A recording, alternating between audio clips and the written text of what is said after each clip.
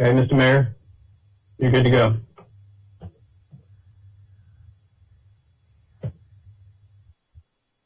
City Council meeting for Tuesday, July the 7th. The first item on the agenda is going to be the invocation. I'll be giving the invocation, and that'll be followed by the Pledge of Allegiance, and I'll do the Pledge of Allegiance. If you'll join me.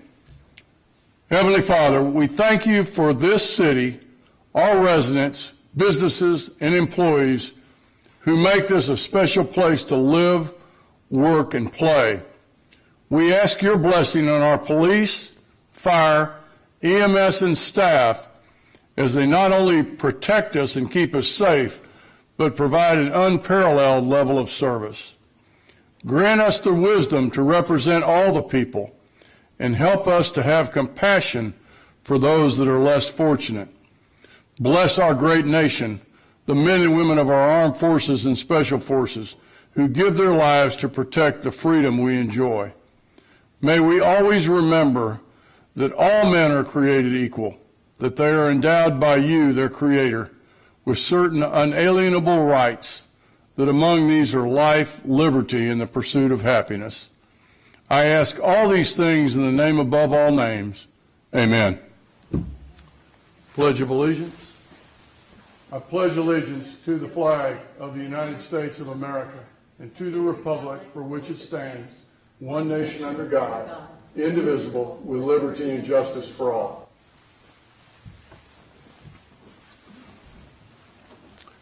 Thank you. Item number 1 is public comment, and that is reserved for those people that are going to comment on an agenda item other than a public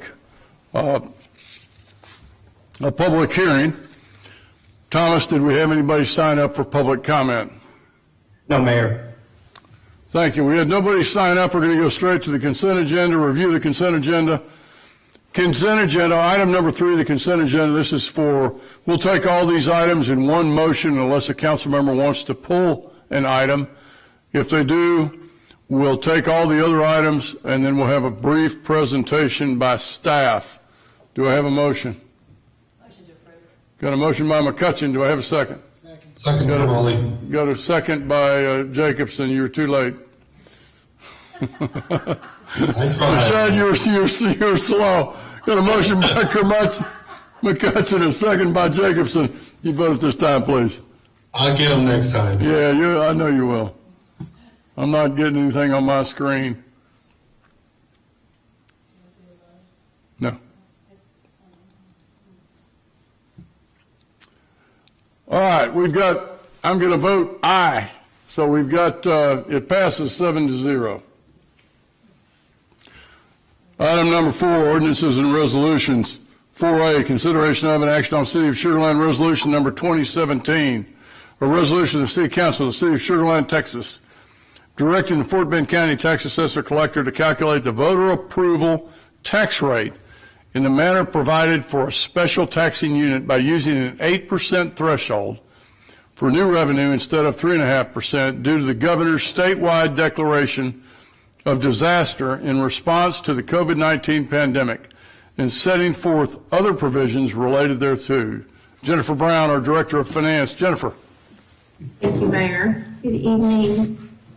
Just a little background for those who may not be familiar, but COVID-19 has been impacting the city's finances since it first graced our shores here. And since March, we have realized the impacts in both all of these revenue sources here, which is primarily our sales tax, mixed beverage tax, municipal court fines, our hotel occupancy taxes, and charges for services. And these are areas that are really the most impacted by the economic closures and the stay-at-home orders.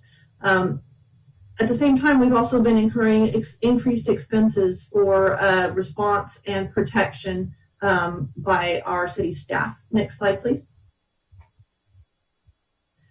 So in June, a couple weeks ago, we had a planning retreat with the City Council, And at that retreat, we discussed with the City Council various strategies, including reducing our current year expenditures to ensure that we end fiscal year 20 in a positive financial position, delaying our major expenditures in fiscal year 21 until we have more certainty in the economic recovery, and to ensure that the funds are available.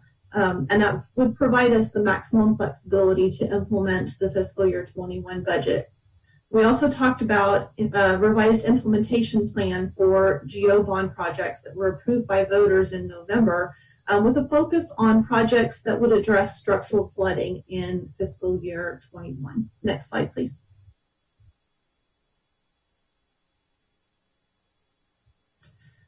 So as part of that retreat, revenue is a part of the overall budget strategy, and we do anticipate that our sales tax is going to be down from the prior year.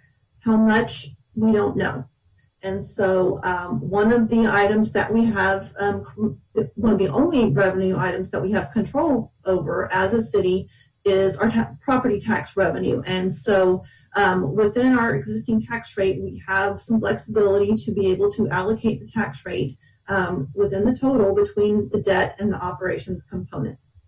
And so council requested staff bring forward this resolution this evening, which allows us to consider a higher voter approval tax rate with the changes that were approved or went into effect from Senate Bill 2 after the 2019 legislative session.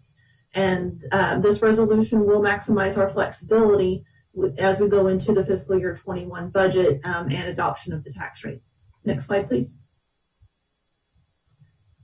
We also had discussion with the Council Finance Audit Committee at their meeting last week, just to confirm and just remind everyone that this step really just allows the city to have the same flexibility that we had as a city under the old truth and taxation law that existed prior to implementation of Senate Bill 2.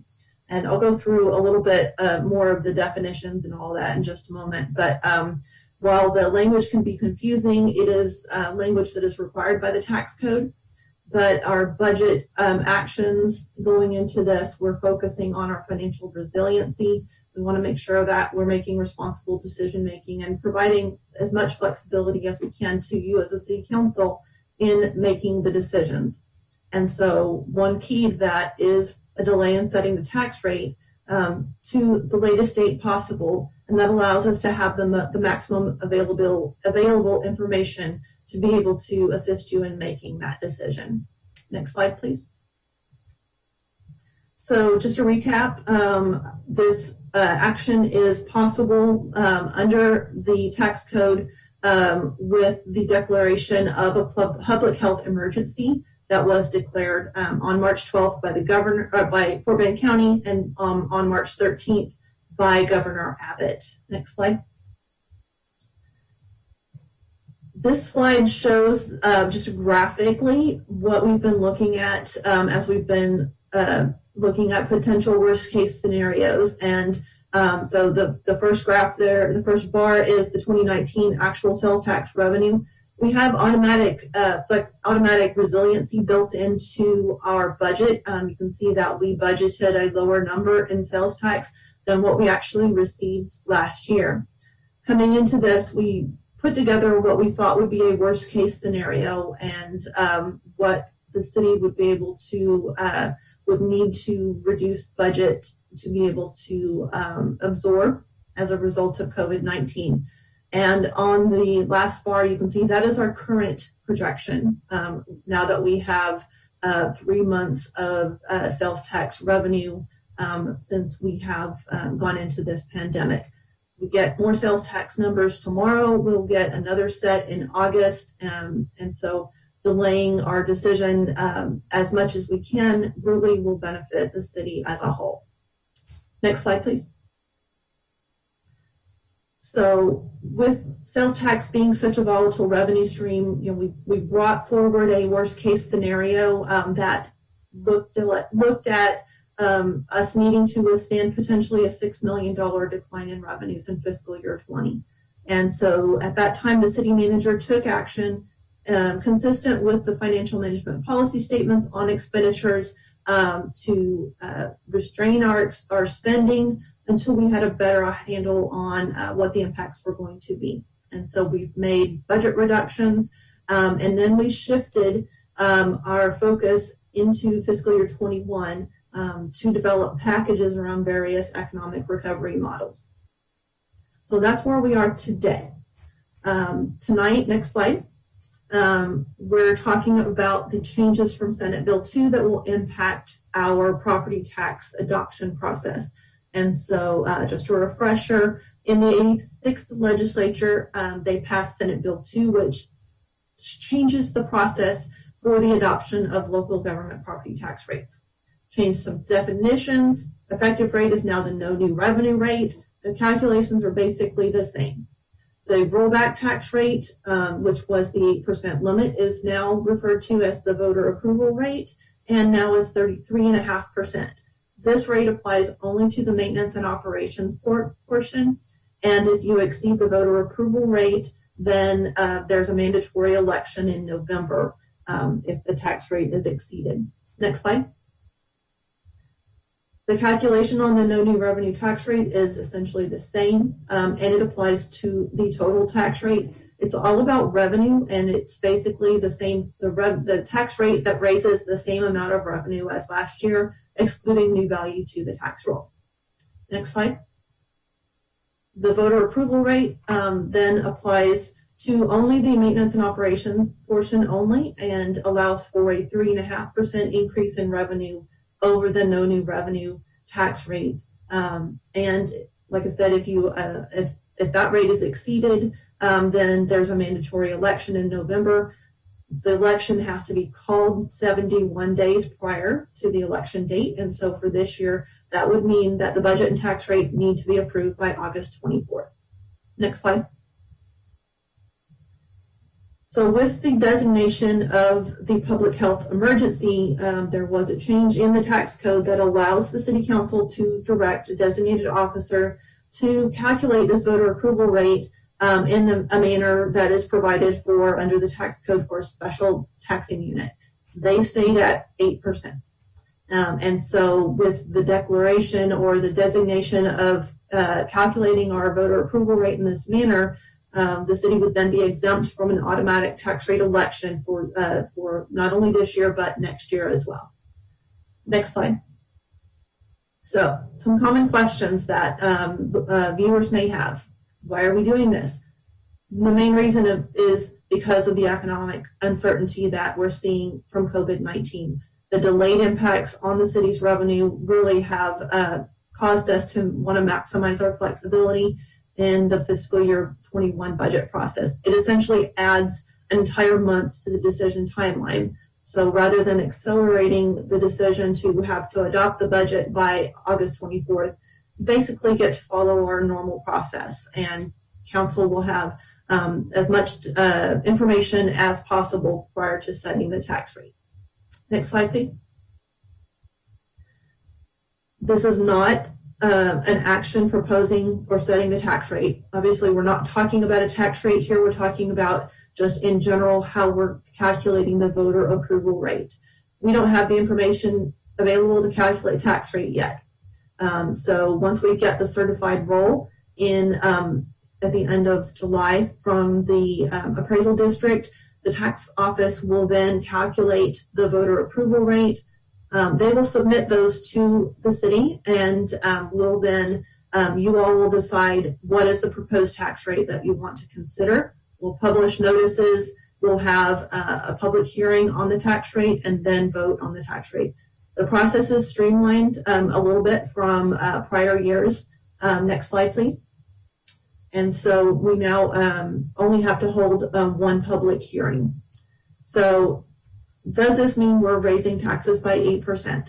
No, this does not mean that at all. This only means, this is only a provision that allows us flexibility to provide for allocation of the tax rate between the debt and the maintenance and operations portion.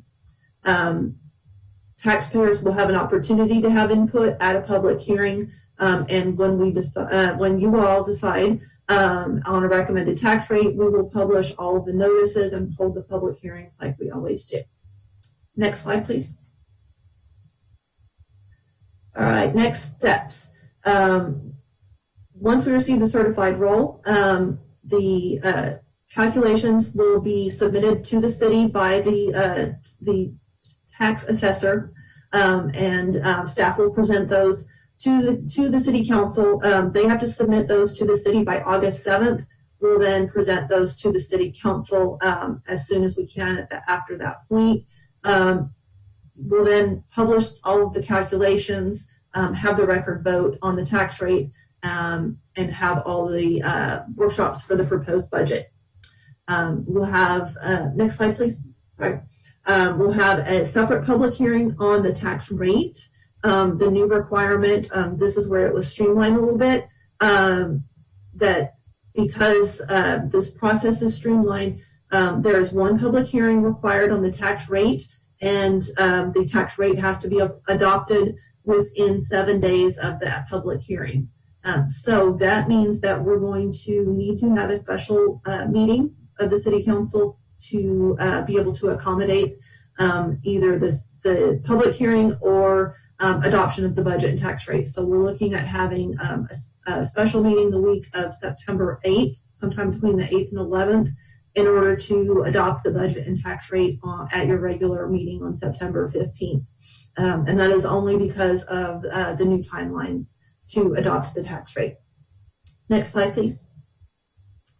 So with that, and with the input from City Council and your request to maximize flexibility to set the tax rate, excuse me, for the fiscal year 21 budget process, staff recommends approval of Resolution 20-17, and this will direct the Fort Bend County Tax Assessor Collector to calculate our voter approval tax rate using the 8% limit instead of the 3.5% due to the disaster declaration. And with that, next slide, I'd be happy to answer any questions.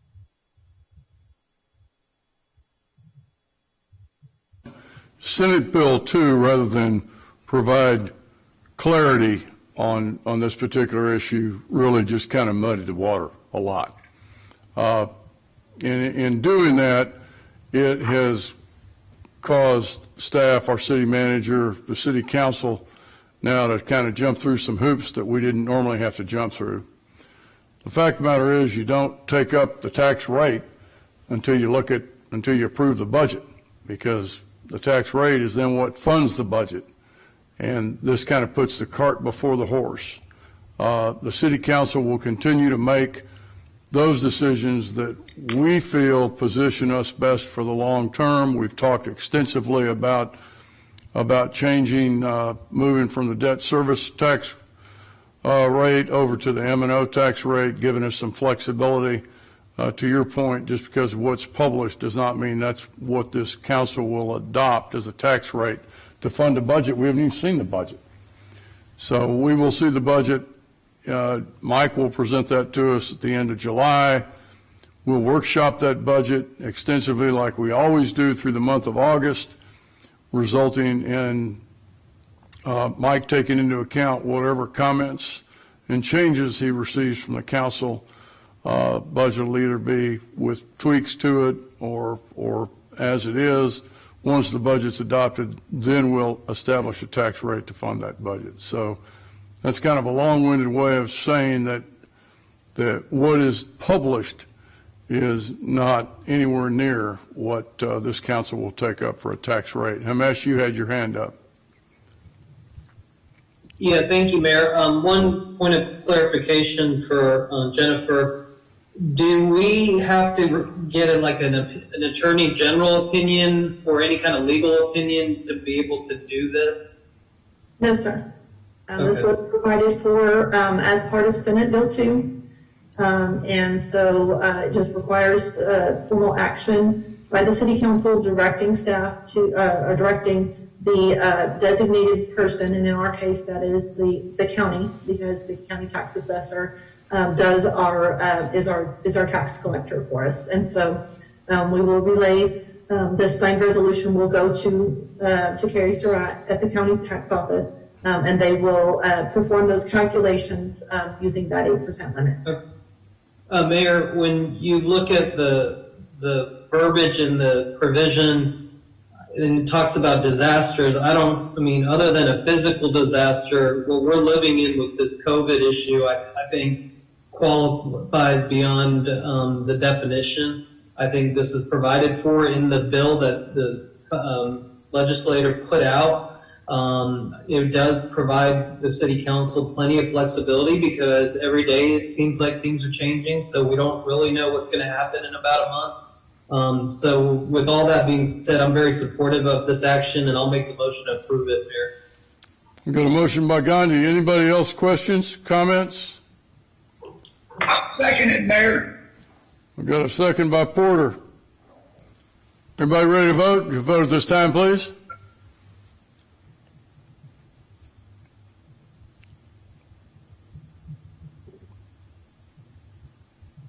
Let's go back to the original screen. We'll have to we'll do a hand vote.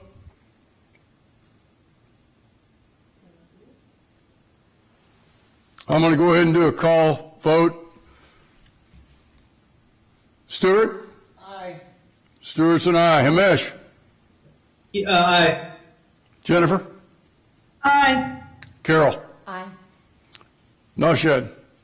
Aye. Porter? Aye. Zimmerman? Aye. And that passes 7-0.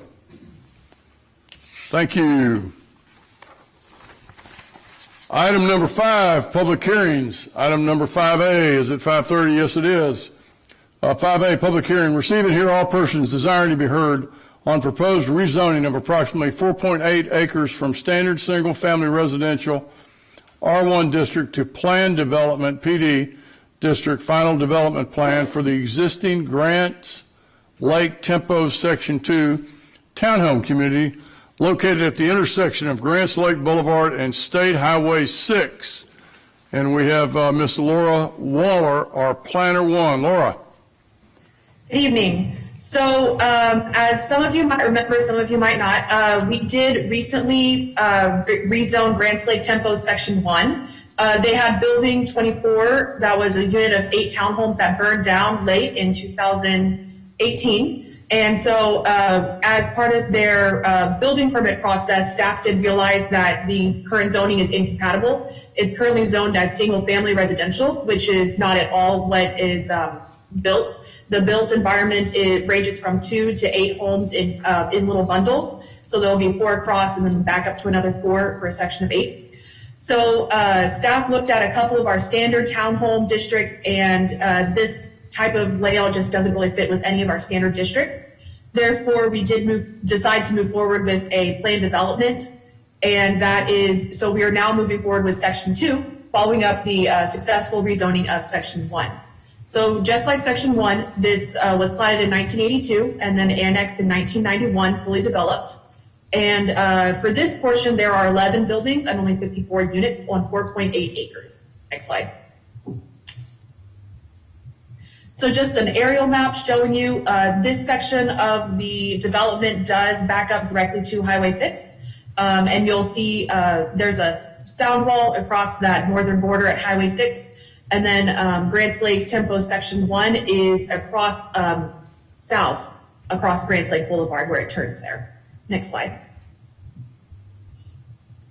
So the city initiated a PD process. It does replace the incompatible R1 zoning district with the final development plan. It does not alter any existing structures. It does not require or make someone have to go and meet these standards if they don't happen to meet them right now. It simply provides a path forward for any future repair or construction that might need to occur in the future. Our recommendations are based on analysis from the field as well as the recorded plat. And this category was recommended to match up with the existing development rather than to try and change the development in the future. Next slide. So just a little bit of background on how we created these exhibits.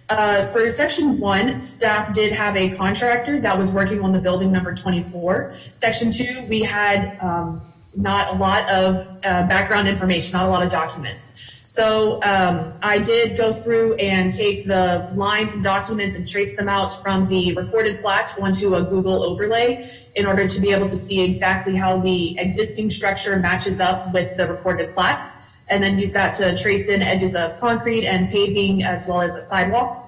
So this kind of image that you see on the left was the very basic starting point from what we created the site plan, landscape and pedestrian circulation maps that you'll see in the following slides.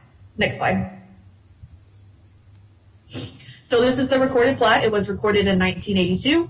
You can see the building layout and numbers as well as unit numbers. There's also parking spots and lots of drive aisles around the outside, and then common area in between all of the buildings. There are also 2 points of ingress and egress, 2 entrances and exits. Next slide.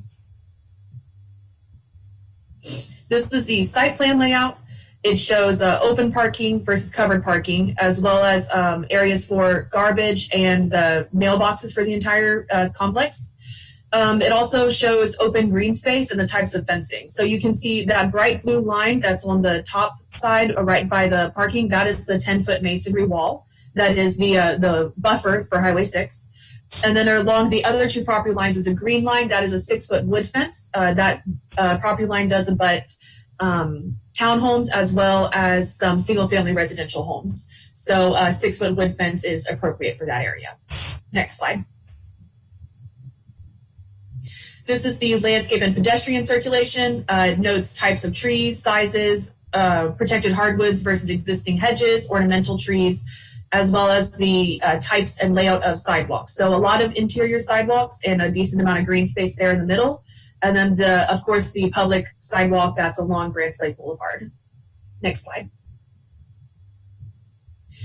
This is one of our exterior elevation sheets. These exterior elevations were taken from the PD for Section 1, and so we're using it for Section 2. I have included this specific one because we did have to add a photo. There is a specific layout of units that is buildings 1, 4, and 7 in this area that does not have a second row of homes on the back side of it. So this type of wall, we don't have an actual elevation drawing of it. So we have simply taken this photo, documented the date, and required that the materials be the reinforced cement siding and brick veneer around the bottom, just like on the other portions of the elevations, and that it would need to visibly match up with this image. Next slide.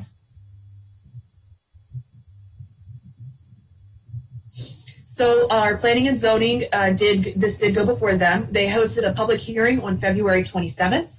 There were no speakers present, no issues. The commission asked very few questions and then unanimously approved the recommendation of approval on May 12th. There has been a note and a chart added to elevation sheets in order to more closely match up what was provided for Section 1. And there was also a small edit of the actual building numbers called out below that picture that you just saw. So instead of just saying buildings with no backside, it says buildings 1, 4, and 7. So it does specifically call out those numbers. Since the time of the P&Z meeting, staff has received no inquiries or comments. Next slide. So your points for consideration tonight are the area is fairly unique. Unit layout means that it does not match up to our standard R3 district for townhomes. So planned development was the way to go. The rezoning is designed to match up with the existing development and will not change anything or require anybody to change their building immediately. Staff did create these base plans, the base site plan layouts, and conducted field investigations to document plants and existing conditions that are codified in the PD text as well as in some images. And the comprehensive plan does support this zoning recommendation. Next slide. Therefore, staff and the commission both recommend approval of the rezoning from standard single family to planned development. So the next steps would be to host the public hearing and then the first reading. We do anticipate second reading on your next meeting of July 21st. And next slide, I'll take any questions if you have them. Thank you, Laura. Let's go to the public hearing, and then when we do the consideration, we'll take up any questions. So at this time, we're going to call a public hearing. Thomas, did we have anybody sign up for this? Not for this item, Mayor. Okay. We're going to go ahead and close the public hearing. I'm going to read it. First consideration of an action on City of Sugar Land Ordinance number 2203. An ordinance of the City Council of the City of Sugar Land, Texas, providing for a change of zoning from standard single-family residential R1 district to planned development PD district. Final development plan for 4.763 acres located along Grants Lake Boulevard in the Grants Lake Tempo Section 2 Townhome Subdivision. Do I have any question from the council members? Stuart? As this is located in District 3, I'd like to go ahead and move to approve. I've got a motion by Jacobson. Do I have a second? Second. Got a second by McCutcheon. Well, I think that Councilmember Gandhi has a question. Go ahead, Nimesh. Thank you, Mayor, and thank you, Laura. Couple of questions, actually. Number one, this was a city recommended zoning approval, but what sparked it? Meaning, this has been around for many years, so why now? So basically, we didn't realize that the zoning wasn't compatible until a building permit came forward in order to replace the building number 24 that burned down late in 2018. Okay. Upon receipt of that, we looked at zoning. That's part of the standard process. We realized, oh no, it's incompatible. We need to move forward with rezoning this as soon as possible so these people can get their building permits. So we're just following up with the second half now. Okay, that makes sense. And then if in the future, God forbid, hopefully it's not a fire, but if there was some other reason to do a remodel or a rebuild, they would have to do it through the PD process then, right? Now that it's considered. Well, they would still get the building permit just like normal. The zoning is just, they would have to follow the PD requirements rather than the single family requirements. So the single family being 5-foot separation, individual lots, that's not really possible in this development, hence the PD. So they would just have to follow the regulations outlined in the 5 pages of text that you saw, as well as the exhibits that I showed you in the presentation. And we did match those up with the existing. So it would basically just have to be rebuilt as it already is. Okay, all right, got it, thank you. Mm-hmm. I got a question, Mayor. Go ahead, Steve. Laura. Mm-hmm. The landscaping plan looks a little sparse compared to what I normally. But it got the full Planning and Zoning Commission endorsement recommendation. Right. So the landscape plan shows only hedges, ornamental trees, and hardwood trees that are protected. It does not show grass or any kind of flatwork type thing. So you're probably used to seeing the different patterns for different ground coverings, such as different types of grasses. And that is not included on that landscaping plan, simply because of the limits of staff and our technology. Okay, thank you. Mm-hmm. Anyone else? We're going to do a roll call vote. So, Nishad. Approved, Mayor. Jennifer. Aye. Steve. Yes. Himesh. Aye. Carol. Aye. Stuart. Aye. And I'm an aye also. So we've got a 7-0 vote, and it passes. Item number Thank you 5. very much. Thank you, Laura. Item number 5B, public hearing. Receive and hear all persons desiring to be heard on a proposed rezoning from standard single-family residential R1 district or general industrial M2 district to the Hill area residential HR1 district for approximately 9.704 acres of land. We have Abby Martinez, our senior planner. Abby. Good evening, Mayor and members of City Council. I'm very excited to be before you tonight to share the implementation of the Hill strategic project. So just a little bit what I'll be covering. It will cover phase 1 and phase 2, a recap of that, and then we'll go into the rezoning and other items. Next slide. So phase 1 is related to the Hill Community Engagement Project, where we mainly covered public engagement. This project was identified as an action item in the 2018 land use plan. and initiated after resident concerns with redevelopment. It began with the appointment of the Hill Steering Committee, and the results of phase one determined that residents agreed with additional development regulations in order to maintain the character of the hill. Next slide. And so now we're currently in phase two. City Council directed staff to implement recommendations of phase one as quickly as possible due to the rapid redevelopment in this area. And so we identified some items for immediate implementation, one of those being the rezoning and also some initial development code changes. These are things that we heard very clear direction on during the public engagement phase, and then we already regulate these items in the development code. Next slide. So here we have area 1 and 2, which are the rezoning areas in front of you tonight. Area 1 is the north side of Lakeview Drive, noted in the map, that it was a result of public phase 1. And then we also have Lonnie Green Park as a staff recommendation, noted as area 2. Next slide.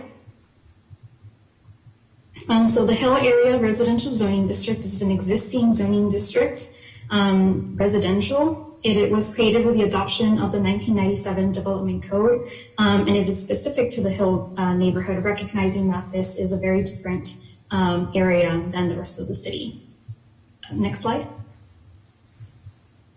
So for area 1 here, we have 38 single-family lots. Its current zoning is standard single-family residential, or R1. And so we're proposing that to be rezoned into HR1. The area is surrounded by residential and civic uses with Lakeview Elementary to the south and a church to the northwest. Next slide. The area is not platted other than a few lots, and so we hired a surveyor to draft a legal description for the boundary of the area, and the homes are consistent with the character of HR1. Next slide.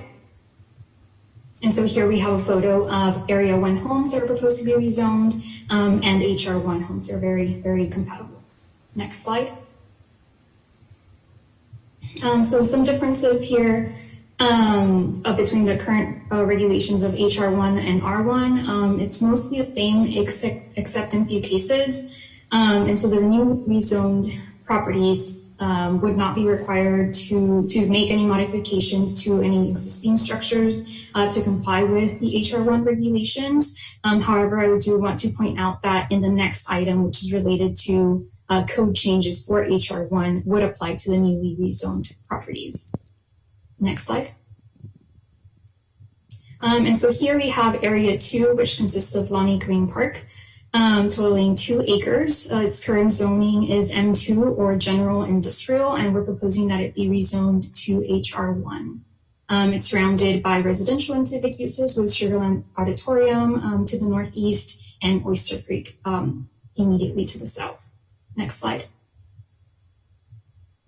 Again, this is a city-owned park. The current general industrial zoning is not compatible with the adjacent residential zoning.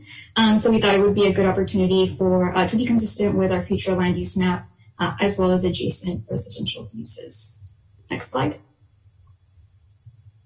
And here's a photo of Lonnie Green Park. Next slide. And again, both Area 2 are consistent with the future land use map. Next slide.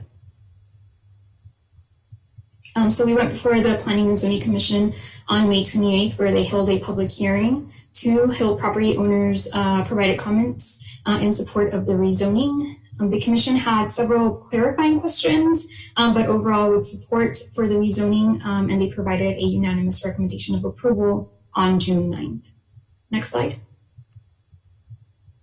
So for tonight's public hearing, we notified the public, both the Hill neighborhood as well as adjacent property owners within 200 feet as required by state law, using the following methods on the slide.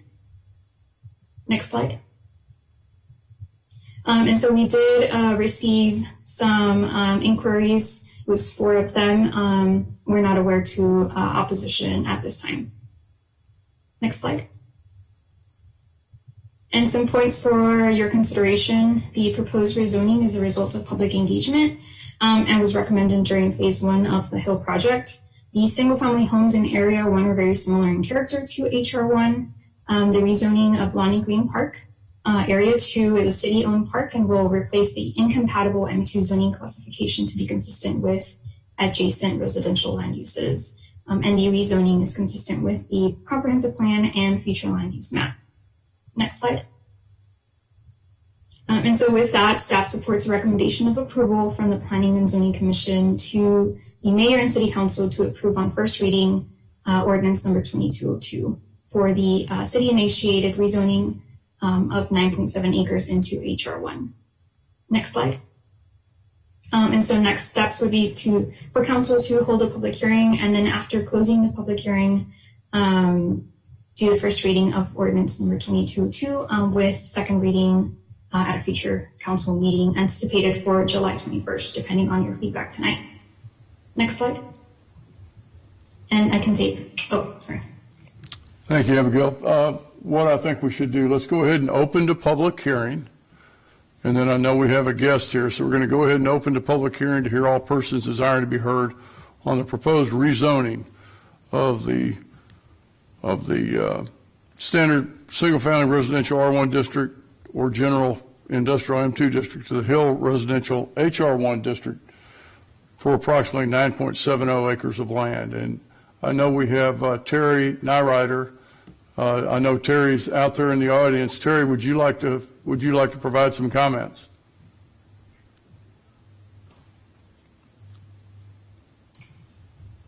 Oh, Terry, you're muted. There you go. Sorry, I submitted a statement that I think will be read. Okay, thank you, Terry. Thomas, if you'd read that statement, please. Yes, sir.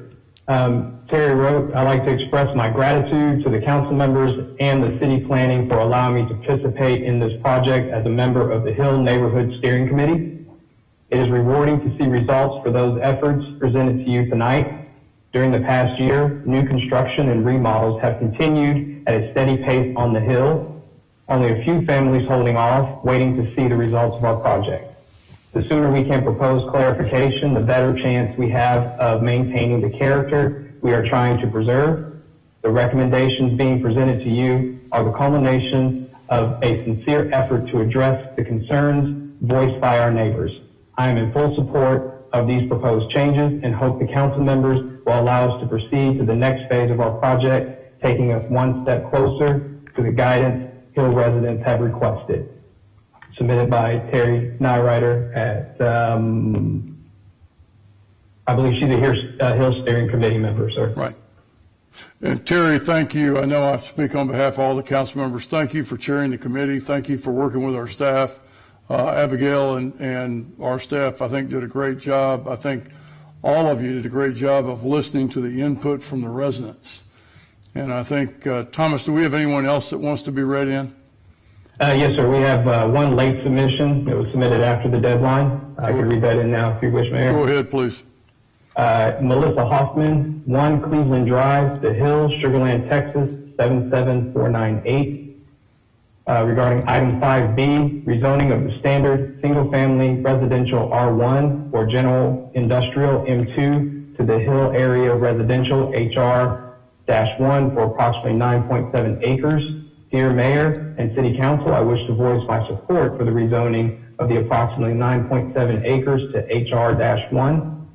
As a member of the Hill Neighborhood Steering Committee, along with city staff, we spoke with several residents during this process, and they voiced the opinion that the area located on the north side of Lakeview between Wood Street and the drainage ditch was considered a part of the Hill and should be provided the same considerations as the neighbors on the south side of Lakeview between the same points. The rezoning will enable the consistent application of all development code changes in the effort to maintain the character of the neighborhood. Thank you, Melissa Hoffman. And that's all I have, Mr. Mayor. All right. Steve, would you like to say something? It's in your district. I sure would, Mayor. Our staff has worked really hard, especially Abigail. We've had numerous public meetings. The steering committee has worked hard. walking the streets, house to house. They've done a good, you could not ask for more public input on a project than they got now. This is a majority opinion that this is the right way to go to protect this very historic area. And it would be my pleasure to make a motion to approve this. Thank you. Steve, let me do this. Let me go ahead. Do we have all the public hearing comments? I think we do. Let me close the public hearing. Let me move to first consideration. Consideration of an action on City of Sugar Land ordinance number 2202.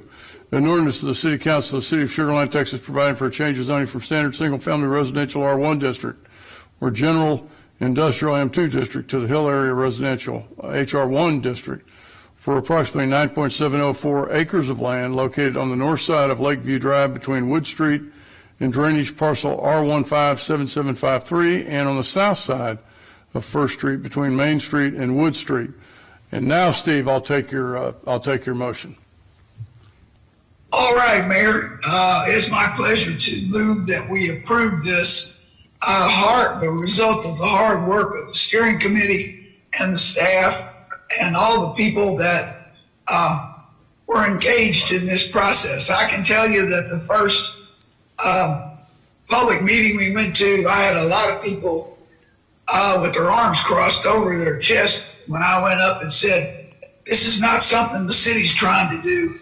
This is something that has been requested by you, and we're trying to find out if there's a consensus here. Right. And there certainly was one, and it's my hope that my colleagues will support this. Thank you. Thank you, Steve. I've got a motion. Do I have a second?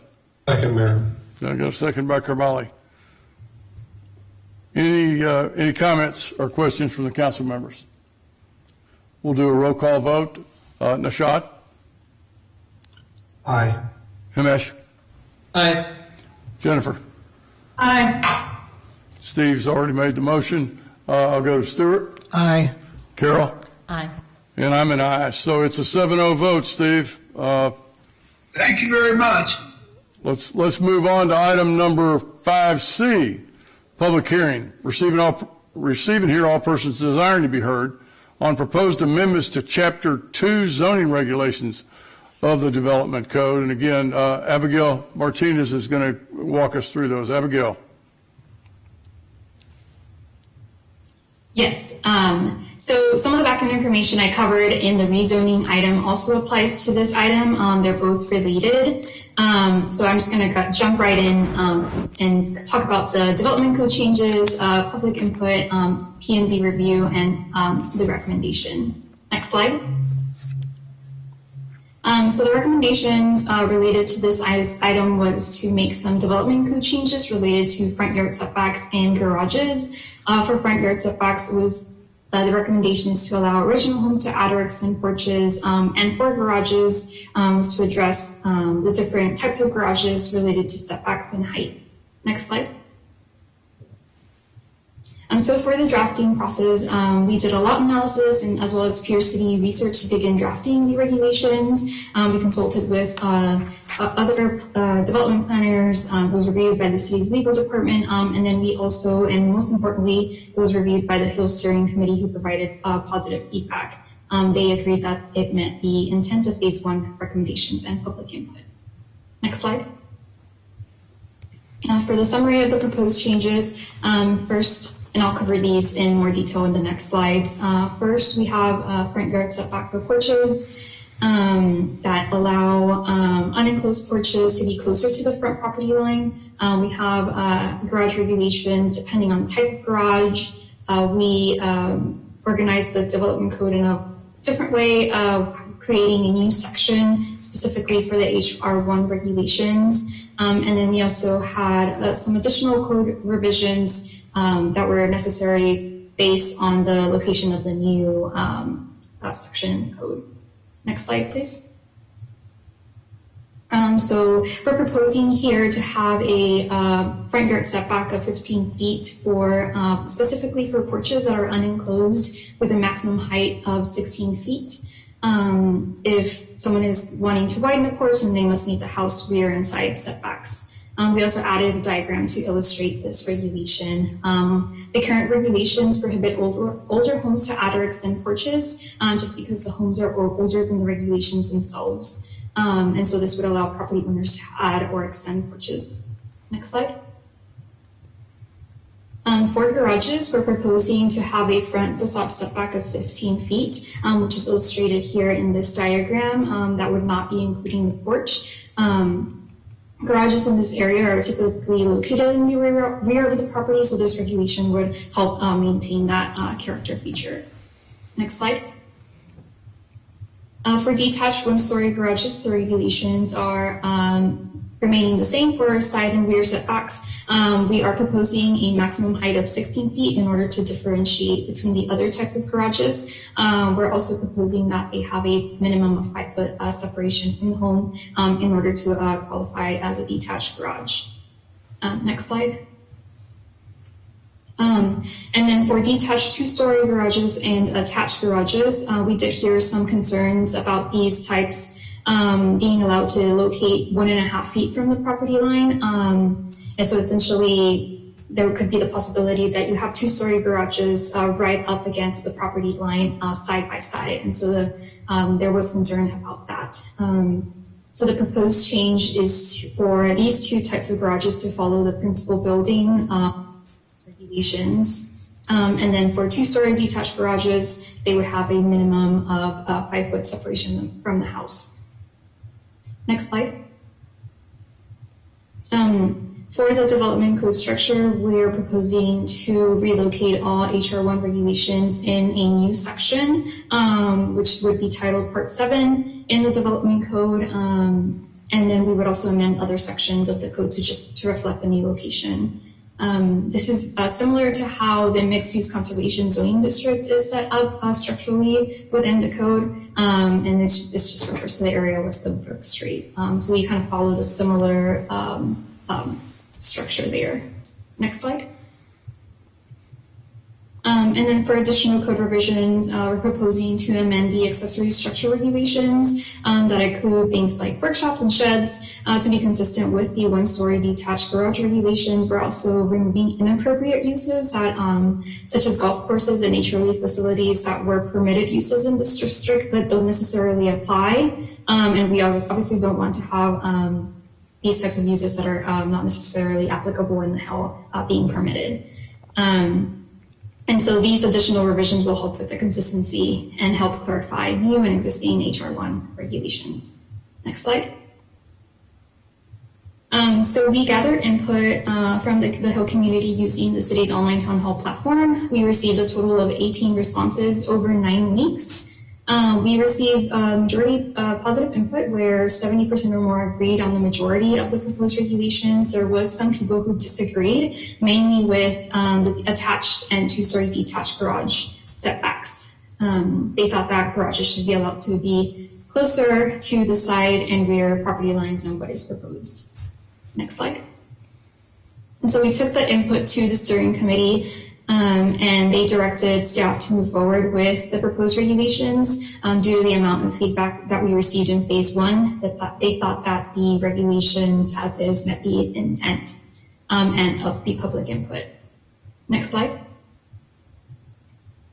And so we went to the Planning and Zoning Commission on May 28th, where they held a public hearing. 2 Hill property owners provided comments to the City Secretary's office in support.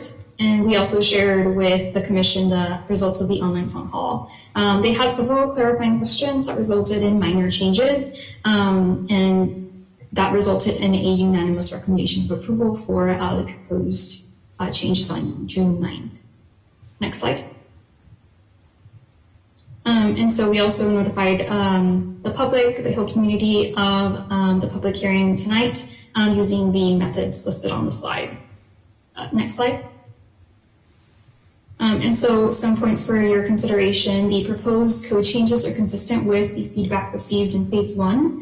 The committee reviewed and recommended the proposed changes. Other sections of the code are being amended in order to reflect the new section within the code for the Hill regulations. And then the proposed changes to the HR1 zoning district would apply to properties proposed to be rezoned into HR1, which you agreed to in the previous item.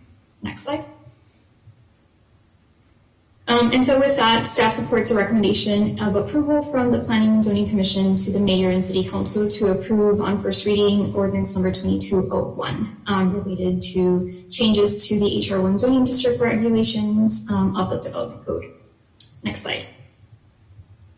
So next steps would be to hold a public hearing, and after closing the public hearing, the first reading of ordinance number 2201, with the second reading at a future City Council meeting anticipated for July 21st. Next slide. Thank you. Thank you, Abby. At this time, we're going to go ahead and open the public hearing to receive and hear all persons desiring to be heard on proposed amendments to Chapter 2 zoning regulations of the Development Code. Thomas, did we have anyone that wanted to speak on this? Yes, ma'am. Yes, sir.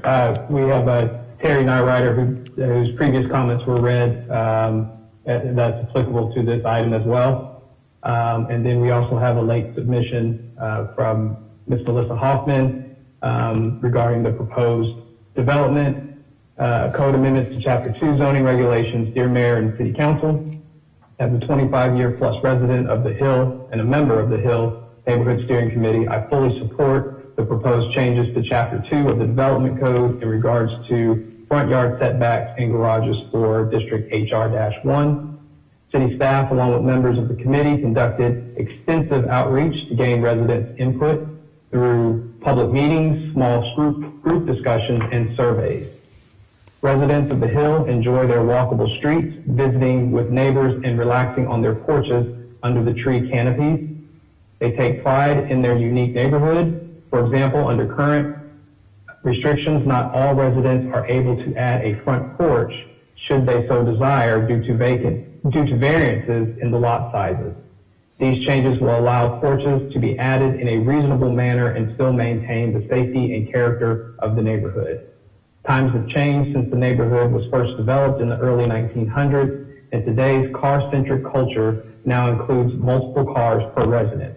Recognizing the need to accommodate a modern family's needs while still preserving the neighborhood characteristics drove the committee and staff to speak with and survey residents extensively.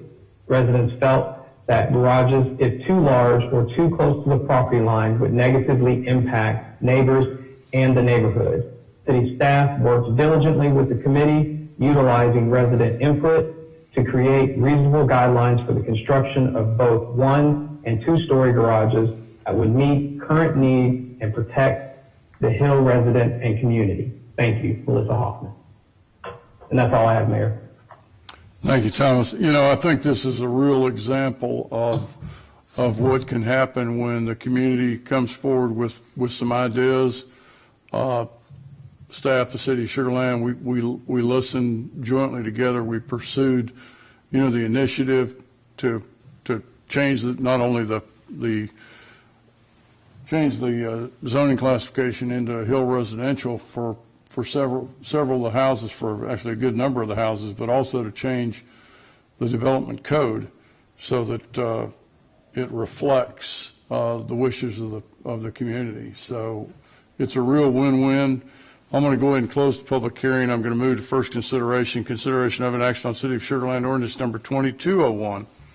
An ordinance of the City Council of the City of Sugar Land, Texas, amending the Sugar Land Development Code by creating new and amending existing development regulations for the Hill Residential District, HR1, by amending Chapter 2, Sections 251, 270, 271, 272, 2176, and 2192 by adding new sections 2154 to 2159, repealing all ordinances or parts of ordinances in conflict herewith, and providing an effective date. Comments from the council members. Councilmember Porter. Thanks, Mayor. I'm sorry. Mayor? Yes. I'm sorry, Mayor. This is Lisa. I just had a question of Thomas. I just wanted to make sure that we didn't have a caller online. We had received some information that they potentially wanted to join in, so I just wanted to make sure that they did not call in. They did not call in. Thank you. Thank you. Thanks, Lisa. Steve. I would like to point out to any residents on the Hill that might be listening today that, as we promised, these regulations do not include the establishment of a homeowners association. It was clear that they were going to run me out of town if we tried to do that, and we promised that if they didn't want it, we're not pushing it. But these regulations are the ones they wanted by a large majority. That this is a unique neighborhood again, and we'd like to save its character and not have it turn into a West University. So I'm very much in support of this, and thank again the steering committee, both Terry and Melissa and Ruth and others, and Abby and her staff and Lisa. Everybody worked hard to make sure this was a reflection of what the neighborhood wanted. And so I heartily endorse it and make a motion to approve. Thank you, Steve. I've got a motion. Do I have a second? Second. Got a second by McCutcheon. Any comments from the council members? Roll call vote. Nishad? Himesh? Aye. Jennifer? Aye. Steve, I've already got you. Carol? Aye. And Stuart? Aye. And myself, aye, and it passes 7-0. Congratulations, Terry. Item number 6, City Council City Manager reports. 6A, City Council Member reports. Steve, I'll go to you first. Thank you, Mayor. I'm continuing to limit in-person residential interaction, but there continues to be a lot of social media and electronic interaction still going on. And I would like to thank the staff for their continued support in making this a high level of service to our residents. Thank you very much. Thanks, Steve. Jennifer? Mayor, I wanted to congratulate Todd Breton, who was sworn in as the new president of the Sugar Land Rotary last month. And that is all. Thanks, Jennifer. Stuart? Mayor, last week I hosted a Zoom meeting with a group of animal welfare advocates, and it was a very nice and cordial meeting, and I learned a lot. Great. Thank you, Stuart. Carol? Thank you, Mayor. I virtually worked with Cub Scouts from Colony Meadows Elementary on their civics requirement, Building a Better World Adventure. And I led the pledge at the officially approved Greatwood 4th of July Parade. And I went to the soft grand opening of State Fair here in Town Center, where Cafe Express used to be. Wonderful. Well, Himesh? No report, Mayor. Nishad? No report, Mayor. And I'm not going to have a report either. Item number 6B, City Manager report. Mike? No report, Mayor. Okay. Let's move on to item number 7, closed executive session. 7A, closed executive session is authorized by Chapter 551, Texas Government Code, in accordance with Section 551071, consultation with attorney. And item 7B, closed executive session is authorized by Section 551, Texas Government Code, in accordance with Section 551087, deliberation regarding economic development negotiations. At this time, we will recess into closed executive session.